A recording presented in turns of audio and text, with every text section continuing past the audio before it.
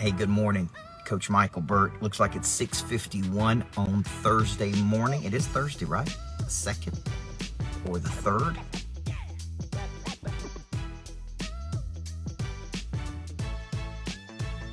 Good morning to everybody. Coach Burt, I like to bring you a Thursday rhythm. I'm going to try to shorten these down just a bit. And I want to give you about 2 minutes, one concept, something that could change everything for you. All right. And today's concept, guys, is on the follow-up. Okay. Today's concept is on the follow-up. Everything I do is based on a belief. Okay. And that belief is the anchor, Denise, of all the decision making. Okay. So when you see me take an action, that action is based on a belief. This is from The Richest Man in Babylon. Every action you take is driven by your thoughts. Your thoughts are no wiser than your understandings. If you have small thoughts, you take small actions, right? Eric Tibbs. So here's the concept for today. 2 minutes, one concept, game changing. Here's a thought. An object at rest stays at rest unless acted on by an outside force. We, by creatures of habit, Amanda Beener, are stationary, static. The brain takes the path of least resistance. We don't make decisions until we're forced to make decisions. So, if you got people today that have indicated interest in your product or service or in you, know this, they will not take action. Many people, except the early adopters, maybe some of the early majority, they will not take an action unless they are prompted to take an action, because an object at rest will stay at rest unless acted on by an outside force. That's Newton's law. An object in motion will stay in motion unless acted on by an outside force. Now, here's the point of that. There's probably lots of things going on in your life right now. Joshua Young, Matt Pfeiffer, good morning. You should have some money coming to you, Matt. An object at rest will stay at rest unless acted on by an outside force. So here's what I'm saying. You got to be that force today. A nudge, a bump, a video, an invite, and invite people to an opportunity. Remember the old days? Opportunity meetings, Tupperware meetings, do it right. Invite people to participate in an upcoming opportunity with you. Tonight's going to be a webinar with me at 5:30 called The Making of a Coach. If you want to be a coach, if you want to speak, if you want to write, it's completely free. I'm inviting you to come spend 45 minutes with me, Derek Fossey, and let me show you 20 years of what I've been doing in this business to build a coaching business, to get on the biggest stages, to follow up with people, right? So here's what I want to encourage you today. Somebody out there is interested in something you got going on, Thomas C. Davidson. They're not going to move until somebody calls them, somebody nudges them, somebody invites them, somebody follows up with them. And you should follow up on dreams, opportunities, partnerships, ideas. Broaden your perspective of follow-up, okay? So tonight, I'm inviting you, come spend 45 minutes with me on The Making of a Coach. If you're in the mortgage business, next Tuesday, come spend a day with people doing 100 to 287 million, and just get a strategy, get a mindset, get an idea, get something, okay? And so 2 minutes is probably up. One idea, an object at rest stays at rest unless acted on by an outside force. Follow up like crazy, folks, and stay in people's flow and frequency. Have a great day, guys. Love you. All right. Good morning. Good morning, guys. How you doing? Good. If you had to tackle the number one problem, if you had to boil it down to the number one problem or missing structure you have in your business right now, how many of you feel like you know what the number one missing structure you have in your business is? Okay. You do? Anybody else? If you had to pin it down and you said, if I made one decision, right? If you had to go out, see, when we do the exercise A to B, what you're really saying is I'm here, and here's all the things I don't like about being here. I don't like being involved in the sales cycle. I don't like this. I don't like being in the collections business. I don't like the fact that we don't have enough leads. I don't like the fact that I've got talent, but I'm not known. I don't like the fact, right?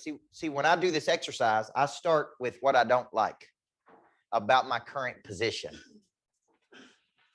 And I'm like, here's all the things that I don't like about where I currently am.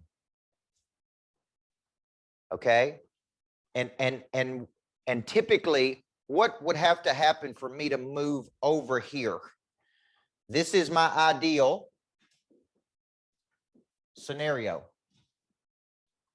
See, I actually believe ultimately the business should serve your life and not run your life. The business is there to, as my buddy Matt Monero says, to become a cash machine for you that gives you excess cash at the end of the month that you can then reinvest in passion projects, wealth building, for you to do what you want to do. But the business really becomes a nemesis. It becomes a necessary evil to get from A to B. In an ideal scenario, the business is you wake up and you spend 90% of your time, almost 100% of your time, doing what it is you are supposed to be doing, that you are the absolute best at in the world. And there is a structure around you that handles all the things you don't want to do. Okay, this is why you constantly hear me refer to it like an artist or an entertainer. Now, in the early days, the artist has got to drive the bus, right? He's got to set up the stage. He's got to get the music out. He's got to get his own guitar. He's got to sell the tickets. In the early days, the artist has to do everything. But then there comes a point as the artist begins to get better and better and better and better and better that he doesn't do any of those things anymore, or she doesn't do any of those things anymore. They just show up and sing. They spend their days off creating. They spend their days on stage performing, right? And when they win awards, they get up and they tell everybody, man, I can't believe I get to do this for a living. Like, this is the craziest thing in the world, this is my life, right? Every move I make when you watch me is to move to that place, to spend 90% of my time doing what I love doing. I don't want to sell the tickets. I don't want to collect the money. I don't want to follow up in the sales cycle. I don't want to get the lodge ready. All I want to do is coach, speak and coach, and that's it. Now, that doesn't magically happen unless you start going, okay, what is keeping me from moving toward this ideal picture? Everybody with me? And it's typically some type of sacrifice or investment you've got to make. Okay? It's typically some, see, we start here and we go, man, I don't like being involved in this part, and this part, and this part, and this part, and this part. Now, for the young bucks in the room, you never get to be if you don't build a hard skill. Right? I spent years selling tickets, following up, closing people, setting my own books up, driving my own self around to the venues, doing 300 shows a year. I know how to do all that stuff. I can go, right? I've even showed my sales team. I said, watch this. I'm not going to take a salesperson with me, and I'm going to go sell $30,000 or $40,000 worth of coaching a day without y'all here. No, you can't do it. I'm like, watch me. I know how to do this, right? And I'll go on my own with no salespeople, create a funnel, go speak to an audience, make an offer, close $30,000 or $40,000 of business. I'm like, why have I got y'all? What's the purpose of me having all of you guys if I could just do it on my own? Well, here's the point. I don't want to do it on my own. I don't want to have to follow up 7 to 15 times to convince a person to take action. You see where I'm going? What I want to do is this. Now, you, in your mind, have an ideal picture. So I start over here with my qualitative goals, okay? My qualitative goals are real simple. I sit down and I go, okay, how do I get this business to 10 million in revenue? How do I get myself to a $25 million net worth? Everybody see that? How do I go out and only do this one thing, speak and coach? How do I get my passive income greater than my living expenses? How do I live in Florida, right? 90 days out of the year. See, this is an ideal picture. See, when you hear me do A to B, it's like, okay, if I had to draw it up on a piece of paper, what my ideal life would look like, How do I make sure I spend X amount of time every day with my kids? How do me and my wife get to spend time with each other uninterrupted with no kids? How do we have, 4 vacations a year, just me and her? You see where I'm going? How does she stay happy? See, my wife has an assistant. She has a nanny. Those things cost money, by the way. They ain't free. I asked my wife one day, I'm like, how many people do you need? How many people do you need to function at a high level? I said, because you got more people than I do. Well, she's like, well, you want me to do this, and you want me to run the health business, and you want me to do all the design, you want me to do all the hospitality? She's like, man, I need some help. I'm like, okay, tell me who you need. Well, I need a nanny. Okay, good. Nanny shows up every morning at 8 o'clock. Stays till 5, travels with us. If you got kids, you know it ain't a vacation if you go somewhere with the kids. Y'all know that, right? So if we go to a work event and we got the kids with us, somebody's got to watch the kids because we're tending to the people. So then she got an assistant. What does the assistant do? Whatever she needs her to do. Goes and gets this, goes and gets her car washed, goes to the bank, goes to handle somebody's problem. So whatever problem comes up in our life, she just gives it to her assistant, said to handle this. Right? Today we're looking for batteries for the lights, for the deal. Now, so my point is, what is your B if you're doing this exercise? And more importantly, what is it that's keeping you? See, in here is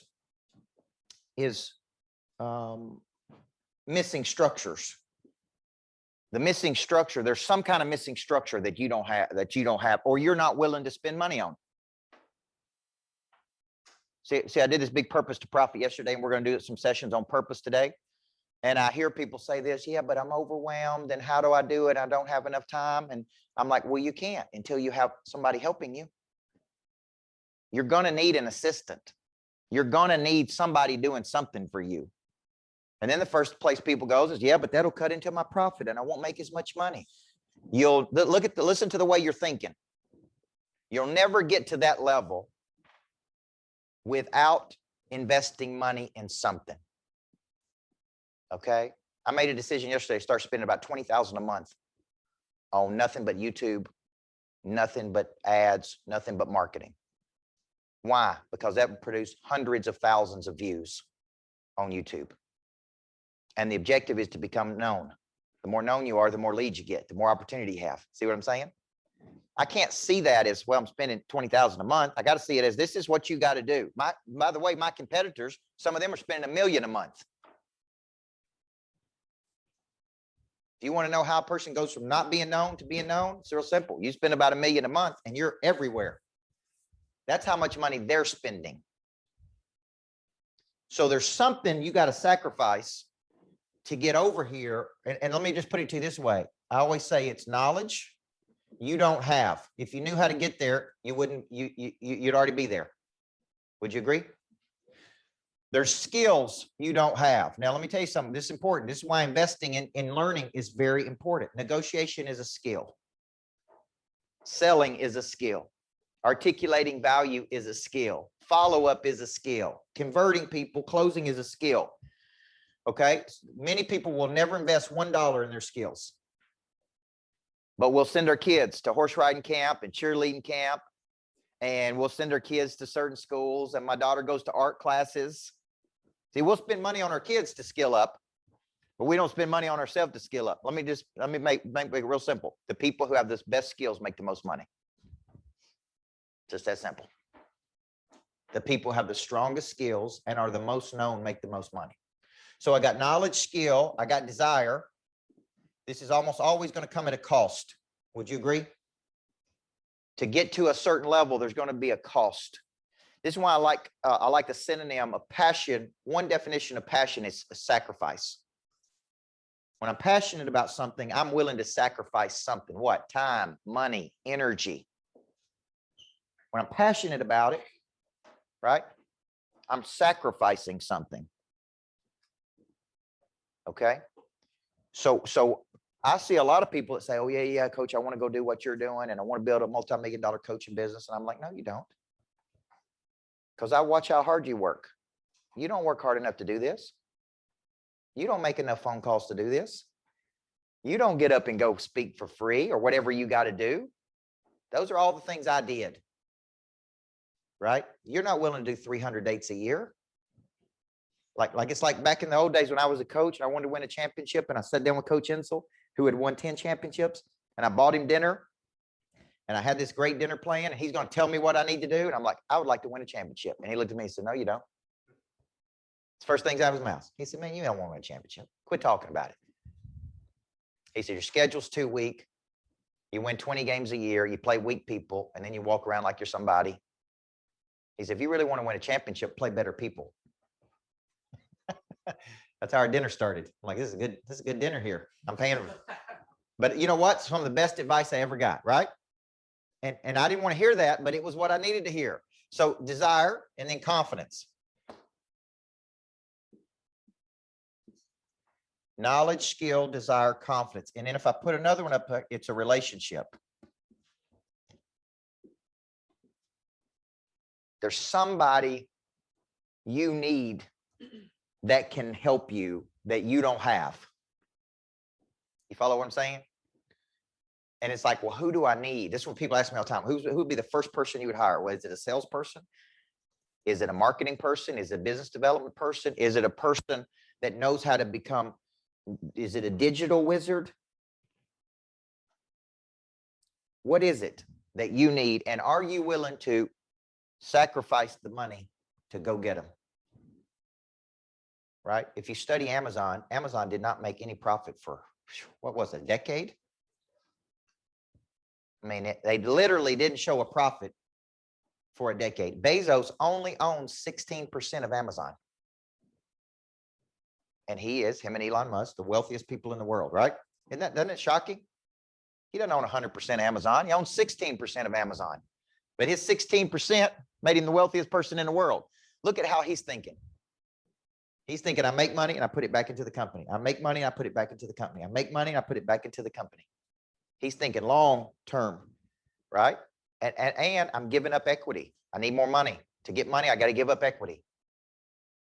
Right? It's like me doing the deal in Nashville at the Greatness Factory. Sure, I want to own 100% of it, but if I could use $1 million of other people's money, right? Am I willing to give up 14 or 15% to get $1 million for me to still own 85% of it and them to own 15% of the real estate? See the thinking there? I could use $1 million of my own money, or I could go use their money, right? And they get a good deal. They get a great interest on it. They get a piece of the real estate. The property is going to appreciate in value. Okay. The interesting thing is the appraisal came in yesterday for the Greatness Factory of Nashville. It appraised at $7.2 million. I'm buying it for $6 million. Okay. Now, so when you think about this, you have something. The reason I'm starting here is because where I am in my life is I want to quickly identify these missing structures. And I want to tackle these missing structures, right? And if I got to go find somebody who can help me, whether it be a subcontracted person or a talented person, who is it that you're missing? And what one of these is costing you going from A to B? Now, here's what I find out. In this case right here, many times this is not clear for people. So when I say, what's your B? 9 out of 10 people can't tell me. So this is a marriage between quantitative numbers that you can drive and qualitative things. Like this is all quantitative. Okay. But let's just say one of mine is that I'm happy. Let's say that's one of your B's. My buddy Ed Milet called me this week because he's doing a big event today. Genius move. He's doing a big free event to sell his book. And he's doing it online. There's no telling how many thousands of people signed up to get that because he's stacked the deck with how many people are going to be on there. He's going to give them one session for free, and then he's going to say, if you want to see all these other people, all you got to do is buy my book right now. And then he'll open it up. He may sell 100,000 books today. So he's messaging all of us. He's like, can you promote it for me? I'm like, sure, I'd love to promote it for you. And by the way, that's a genius idea. I'm going to do that when my book comes out.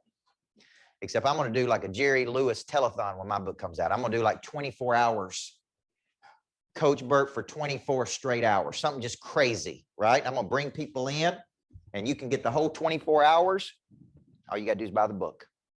And if you buy the book, you get 24 hours of coaching for free. I'm just going to stack it just because. And he gave me that idea because I'm like, that's a great idea, man. There's no, and he got all of his friends that are influencers to promote it. I'm telling you, I bet the dude sells 100,000 books today.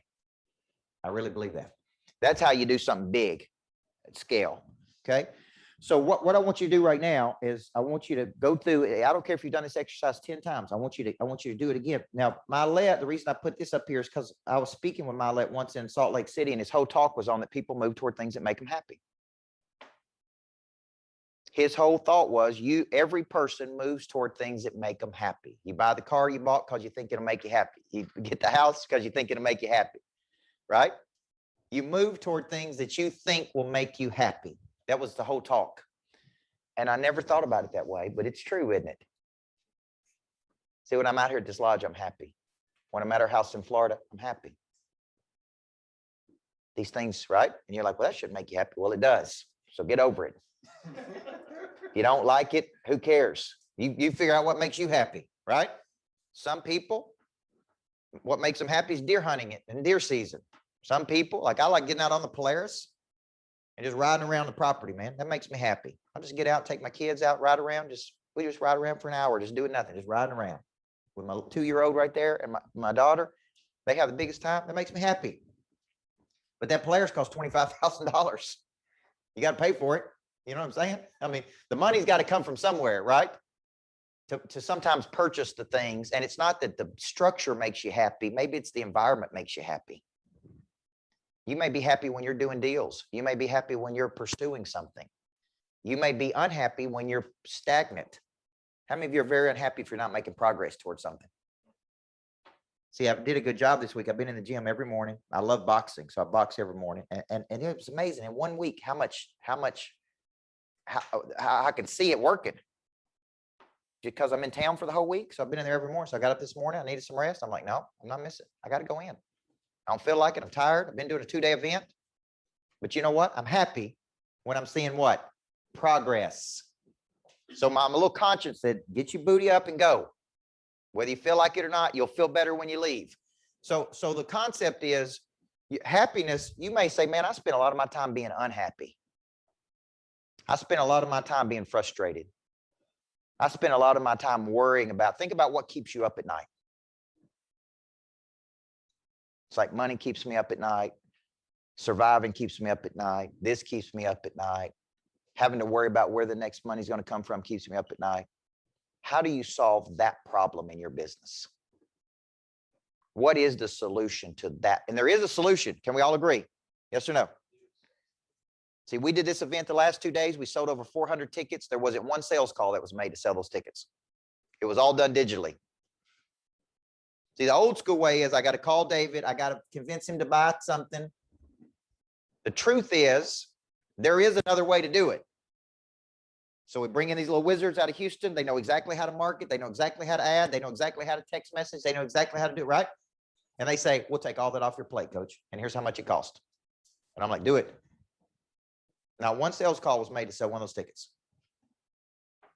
Right? So it can be done. So, so I'm like, all right, let's do 2 of these. If it works twice, let's look at how you can do that for every event I do. You come in and do all the pre-marketing. You schedule all the pre-coaching calls. You handle all the sales. I'll come up with ideas. You sell the tickets. See what I'm doing? I'm moving one step closer to what? My B. You provide the people that do the selling on the back end. See where I'm going with this? You train them. You manage them. You deal with them. Okay? And if I come in, I'm just friendly Coach Burt. I'll come in and motivate. I'll say, hey guys, thank you very much. I appreciate you. Anything I can do to help you sell this? It's all taken care of. Isn't that a sweet? Wouldn't that be nice if you went to work and all the leads were taken care of and all the sales were taken care of and all you did, you're an auctioneer, right? All you did was show up and do the auction. And that was it. Imagine that was literally all you did is you just work on your craft of getting better and better and better and better and better and better and better. And the better you get, the more money you make, and the better you get, and the more money you make. That's what the artist does. See, I went and saw Morgan Wallen in Nashville not long ago, and one of the It's a great concert. One of the critiques that came out the next day was he's not quite Garth Brooks yet. And I told my wife, of course he's not Garth Brooks yet. He's just he's 30 years old. Right? But he sells out Bridgestone. He's selling out stadiums everywhere he goes. But this person who wrote this article said he's not quite a big star yet. And I'm like, what do you have to do to be a big star? Is he going to get better? Of course he's going to get better. Every show he does, he's going to get better. You see what I'm saying? But what if he had to drive the bus and sell the tickets and set the stage up and sell the popcorn and sell the merchandise? And then they said, oh yeah, by the way, we want you to get up and sing for a couple hours and entertain these people. See, that's the point I'm trying to get across to the people in our coaching program. If I could ever get you in your sweet spot doing what you love doing, you're going to make more money. You know why? You're going to be happier. And you're going to wake up motivated. You're going to say, this is the most incredible thing in the world that I get to do this. So I want you to take a second right now, and I want you to do this exercise. And if you're watching online, I want you to do this exercise. A is your current position. If you're new to our coaching program. And I write everything I don't like right here. And then I write, where am I trying to go to? And then I write, what is keeping me from getting there? What is it? Is it a person I need? Is it a mindset I have? What is it? And I'm guarantee you something big is going to pop up to you. Okay. If you're a technician and you're a wizard, but you're not good at sales, you need a salesperson that can do the selling for you. Right? See where I'm going with this? If you're not good at marketing, you need a great marketing little wizard that knows how to do it. Okay. What is keeping you from B? And let's take the frustrations and let's actually convert them to an action. And you say, look, I'm making a decision. Try it for 90 days. If it don't work after 90 days, right? What have you lost? Worst case scenario, after 90 days, I've lost 36 grand, 40 grand in this thing. But I'm going to learn something. There is no loss. There's only gain. I've gained something. I've learned something. Okay. So take a few minutes and work on this exercise.